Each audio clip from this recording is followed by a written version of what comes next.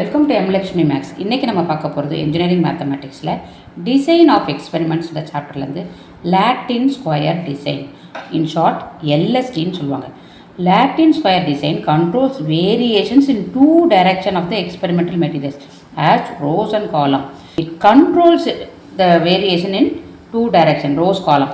Data from Latin square experiment form a three-way classification according to the factors rows, columns and treatment. One-way classification la either row or column varum.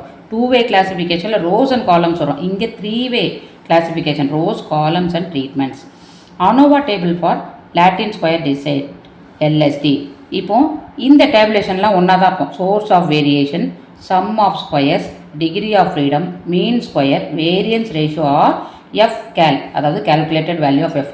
இந்த table வந்து 1-வே 2-வே 3-வே எல்லாத்துக்கும் இந்த இது சேமாக தான் இருக்கும். இங்கே தான் டிஃப்ரென்ஸ் வரும்.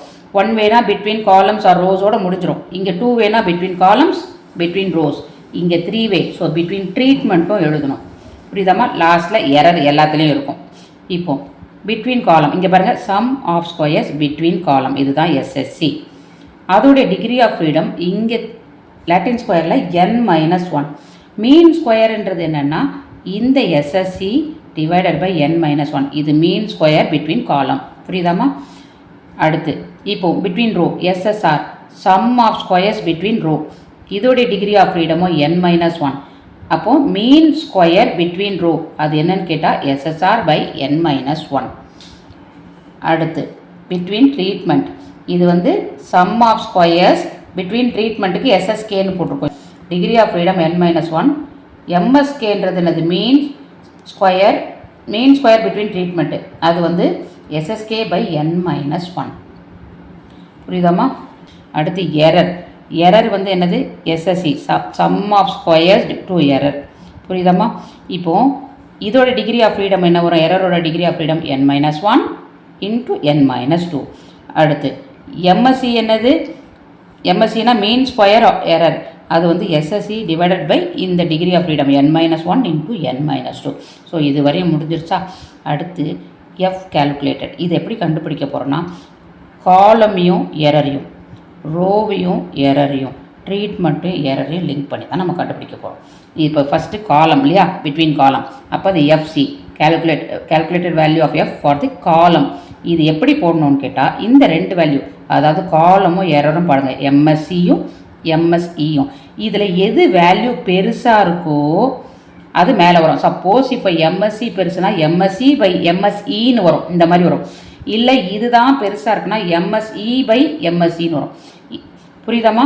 அடுத்து இப்போ செகண்ட் இது பிட்வீன் ரோக்கும் பிட்வீன் எரருக்கும்.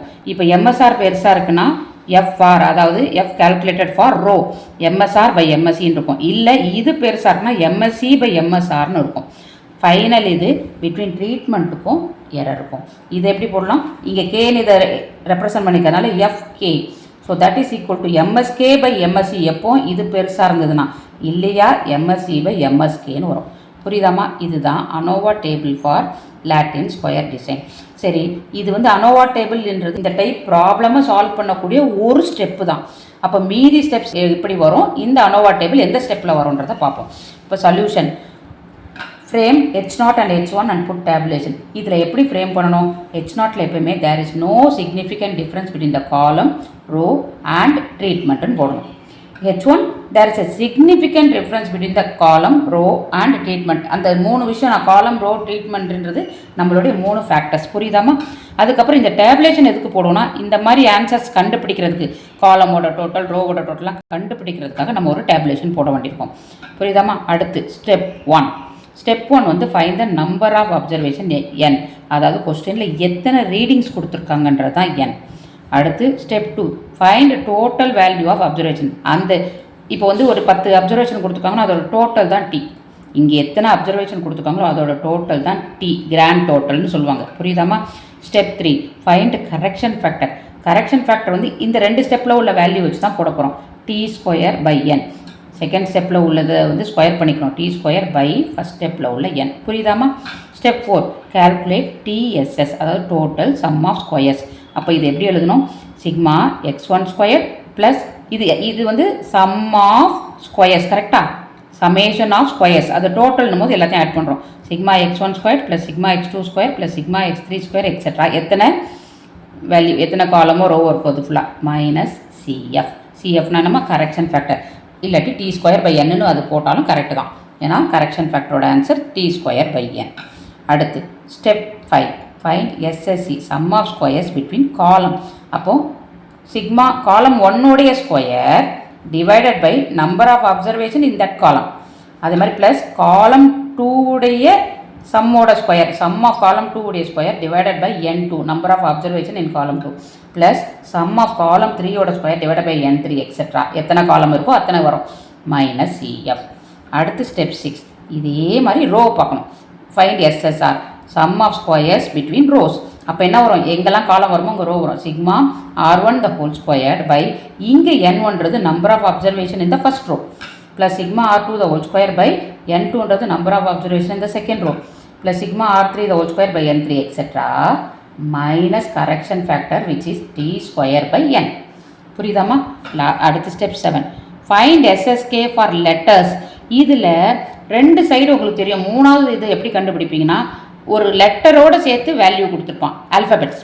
அந்த ஆல்ஃபபெட்ஸோட வேல்யூ கண்டுபிடிக்கணும், அதை டேபிள் போட்டு கண்டுபிடிக்கணும். புரியுதாம்மா? Find SSK for letters from table.